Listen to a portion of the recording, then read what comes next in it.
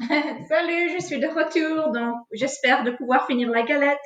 Alors, j'ai étendu le chocolat sur la première pâte et maintenant je vais simplement ajouter la deuxième pâte dessus.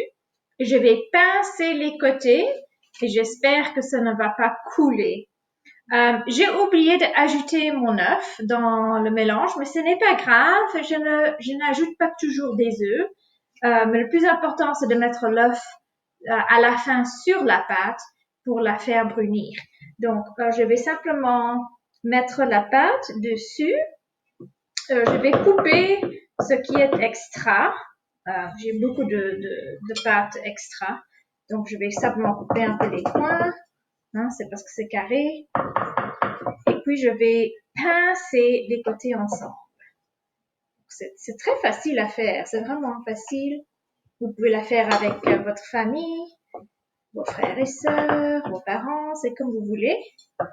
Moi, j'ai de la chance, j'ai une superbe cuisine ici. On a acheté notre maison il y a 5 ans et j'adore ma cuisine. C'était, waouh, j'adore cette cuisine. Elle est parfaite pour moi. C'est une cuisine vraiment française. Et voilà, donc j'ai coupé ce qui est extra.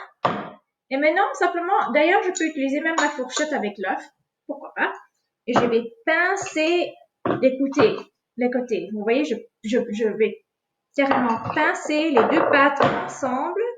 Pourquoi pas utiliser une fourchette? C'est si facile. Et parfois, le chocolat coule un peu d'or, mais c'est pas la fin du monde. C'est toujours très bon. Donc, je vais simplement la pincer comme ça. Je vais vite faire le tour.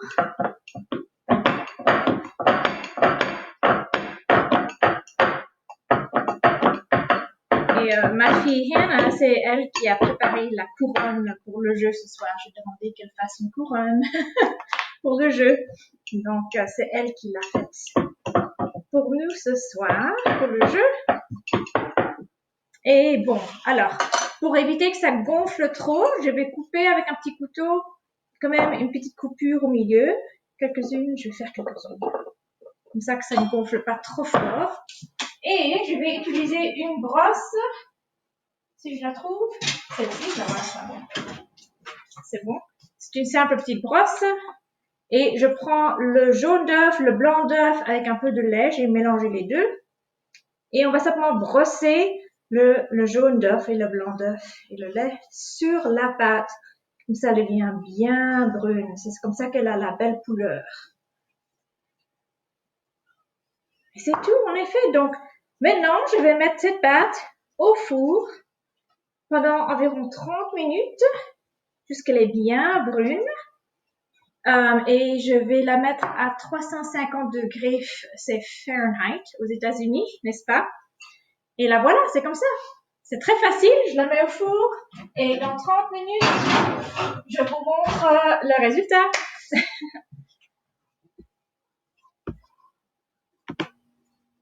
Salut, je suis de retour. Alors la galette est finie. J'ai dû la cuire environ 35 minutes, donc un peu plus longtemps que normalement.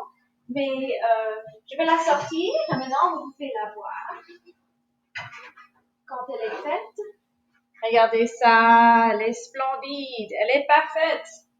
Quelle belle galette. Alors, comme vous voyez, elle est un peu gonflée, mais ça va dégonfler dans 10 minutes. Donc, je vais la laisser la refroidir.